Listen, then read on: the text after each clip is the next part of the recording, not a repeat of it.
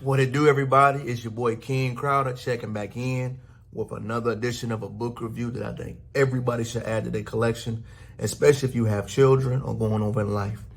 Today's book is by Shahrazad Ali. She's a very good author. Titled Things Your Parents Should Have Taught You. It's an overview on things that, as young adults, you never think about. Our parents' main job was to clothe us, protect us, and give us the essentials. If you've had the privilege to be born with both parents, you know how big of a deal that is. She harps on some things that we don't do a lot, just as people in general. And I really want to just go over my favorite 3 points about the book. Queen Shahrazad Ali's book is not a long read. It's roughly about 200 pages or less, right? And one of the main things that comes to guard with me that we were never taught about is about how influential credit is. That's one of our first chapters she gets on, is that credit amongst people is king. If you don't work on your personal and your business credit, establishing it early, you will have ground to gain later on in life. She gives 3 pivotal examples that most parents need to do, especially having an LLC and getting your child's name up under it. You can establish a child's name as early as 12 years old. I didn't know that. Getting them under a business account and establishing themselves will help them have a leg up rather than having to start from ground zero. My parents really didn't know so much. So especially when I had to start on and early, I really had to get the higher interest rates. I really had to start from steps behind. But I think if we share this information and make it as open and as transparent as possible, it can help tremendously. The one other thing that was very powerful to me is that we're always taught to go to school, learn in school. School is so important. She harps on the point of self-education.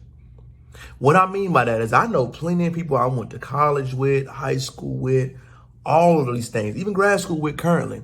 Many of them have no knowledge of anything outside of the parameters of their study. Nobody has the life experience to want to be a student for life.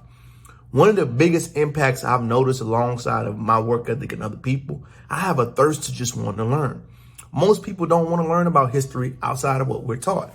Most people don't know the things that I'm discussing or topics or interesting perspectives, or why economics goes this way, or why the economy, why is GDP counted this way, why is legislation done this way. Most people do not have any outside curiosity. She harps on early that you read books outside of what you are. So if you're a man, read female-led books. If you're a woman, read male-led books. Read about business, biology, eating properly, the importance of sleep. Many things that you just never thought about that your parents should have taught you, kind of in a way to enlighten you on it.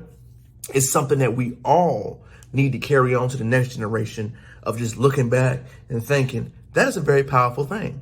Because you must teach. You're a student for the rest of your life. A student is one of the highest honors bestowed upon people. I'm going to say that again. Being labeled a student is one of the highest honors you can bestow upon yourself. Because being a student of life means you want to learn and unlearn every day. One of the most fantastic final points that I love that she went into is when she talked about learning what racism, sexism, and social norms are. We come into this world as children, as young adults, thinking that we all have the same opportunity. It's not correct. We are not all given the same opportunities based on your economic level, based on your background, based on your parents' lineage, and based off what you know. If I come from a small town like myself, I'm not given the same opportunity as a student that was raised in where I'm at in Houston, Texas. I know that growing up, I did not see the things that I see most kids see on a daily basis. So I cannot visually say that most people I went to school with, God bless their heart, never had the opportunity to see things outside of their environment. So if you never live in a small, rural, isolated America compared to a metropolitan cities, it really is 2 different Americas. The one thing that was a privilege to me that I must think back, I've had to live in every layer of society, of American society. I've had to live in less than 50,000 towns.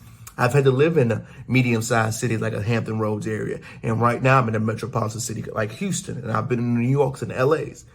Having that experience to live in different variations, you understand the struggle and the conversations that they have that most don't have. So being relatable in that sense has helped me so much professionally and personally because I can understand different environments.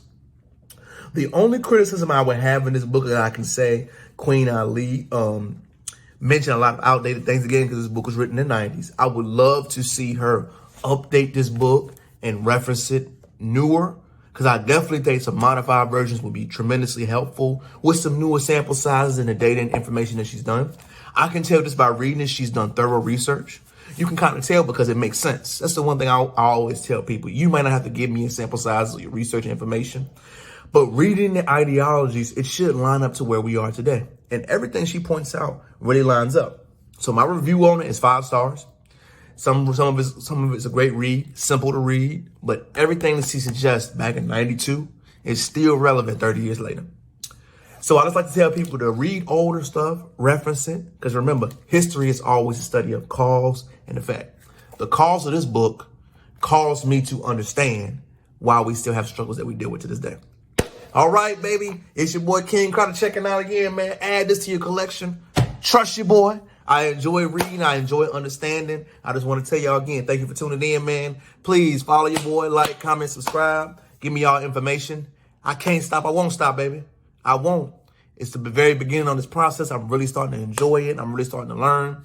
Appreciate y'all for rocking with me. Everybody that's loyal to me. Peace.